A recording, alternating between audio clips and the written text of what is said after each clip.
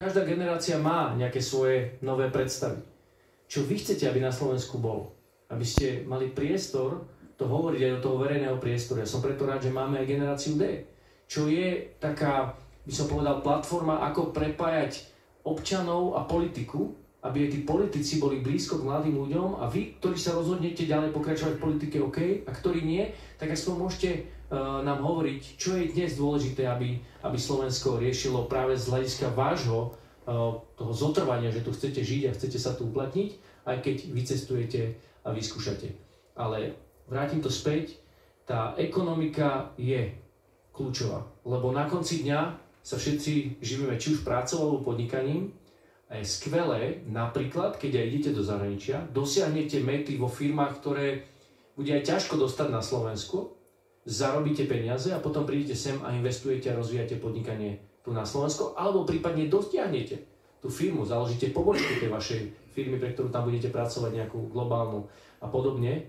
Pomôžete nejakým Slovákom, aby si to prišli vyskúšať, že tu je toľko možností, akým to Slovensko vieme ešte viacej prepojiť s tým okolitým svetom v zahraničí, aby ľudia zažívali tú skúsenosť a žili sme to, čo to znamená žiť v Európe, že je to náš životný priestor, že to nie je len o tom, že kupujem nejaký produkt, ktorý sa niekde vyrába, ale že môže, alebo že idem na dovolenku, bez toho, aby som mu potreboval pas alebo meniť menu.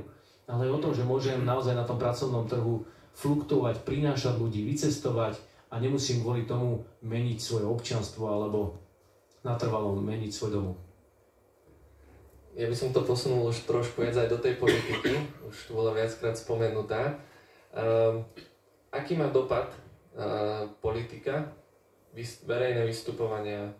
Mali sme aj prednedávnom aj rôzne útoky na študentov, na mladú generáciu. Z toho vlastne boja za slobodu slova akoby trošku tak zišlo a už vlastne tá sloboda slova sa kritizuje, každý, kto má trošku iný pohľad aj z mladej generácie, tak je vlastne automaticky vystavený rôznym útokom. Aký má dopad priamo tá politika a to, čo sa deje okolo nás aj na tieto konkrétne veci, pretože asi mladí ľudia vnímame aj ten spoločný nejaký konsenzus, to ako spolu vychádzame, ako sa rozprávame a keď by sme mali aj tú ekonomickú situáciu, aj ten priestor na život a na všetky, či už školstvo, zdravotníctvo, tieto oblasti vyriešené, ale stále by tá kultúra medzi nami, kultúra spoločnosti nebola dobrá, tak možno ako toto vplýva na tieto rôzne problémy. A ako sa to dá riešiť? No teraz nechám aktívneho politika, ako dôchodca si to potom poviem neskôr. Má to veľký dopad a musím povedať, že teraz mám možnosť trošku viacej cestovať po Európe aj po svete.